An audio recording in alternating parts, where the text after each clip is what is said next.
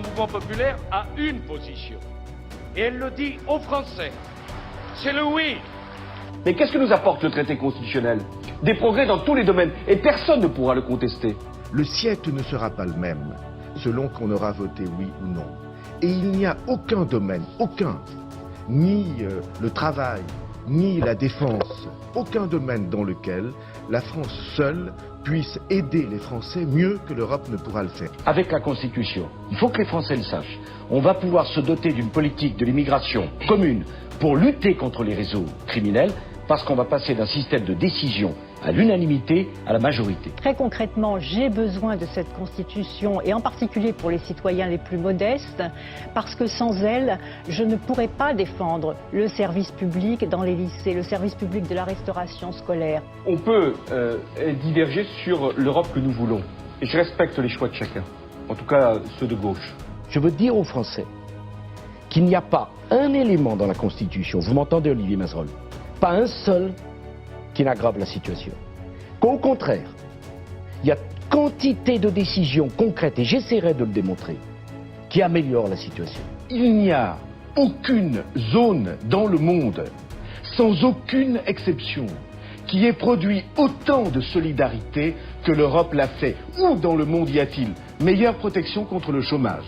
Où dans le monde y a-t-il meilleure protection sociale? Ne faites pas un choix qui serait contraire à vos propres intérêts, à votre propre avenir. Vous avez besoin de l'Europe.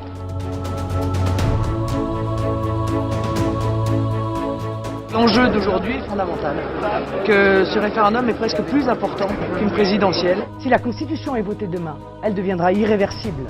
Pas une virgule ne pourra être changée sans l'accord des 25 pays, demain 27 ou 30. Vous devez en être conscient. Elle nous enfermera, mais aussi nos enfants, dans une véritable prison idéologique. Or, cette Constitution est l'addition de traités socialement destructeurs, économiquement désastreux et politiquement inacceptables. N'abandonnez pas la maîtrise de notre destin collectif à une classe politique qui a démontré largement son incompétence et aux fonctionnaires anonymes de Bruxelles.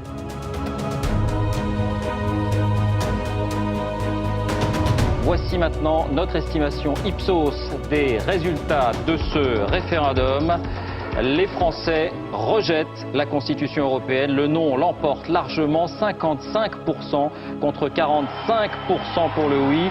Un écart donc très important, le chiffre peut être affiné, mais le résultat est bien là. La victoire du non est incontestable.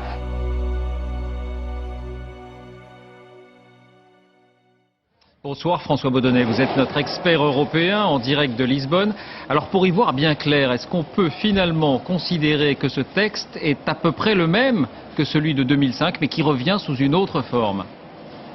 Alors le traité de Lisbonne qui a été signé ici derrière moi il y a quelques heures est une réplique fidèle à 90% de la Constitution européenne. Pour prendre une image, je dirais que c'est un peu comme des frères jumeaux qui porteraient des vêtements de couleurs différentes. En fait, tout se joue dans l'apparence. Alors pourquoi ? Eh bien parce que depuis 2 ans, un bataillon de juristes européens a repris le traité de Nice d'un côté, le texte de la Constitution européenne de l'autre.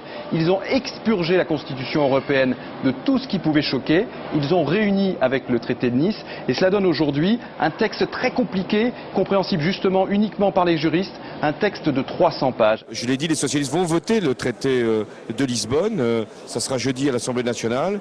Et on va le faire en ayant conscience que, justement, maintenant les institutions vont être enfin définies et qu'il faut donner du contenu à la construction européenne. Le Parlement vient de voter la loi autorisant la ratification du traité de Lisbonne.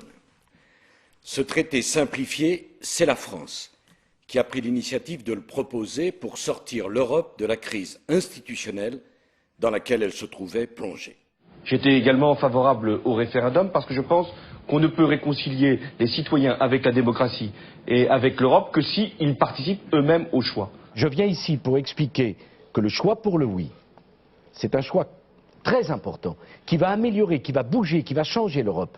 Alors si c'était le non qui gagnait, je respecterais le choix des Français. Nicolas Sarkozy est l'ennemi le plus féroce du référendum et oui, il l'a montré. Pas toujours été pour le référendum. Il a violé la parole des Français exprimée lors du référendum sur la Constitution européenne en faisant appliquer cette Constitution, en la faisant voter par les parlementaires.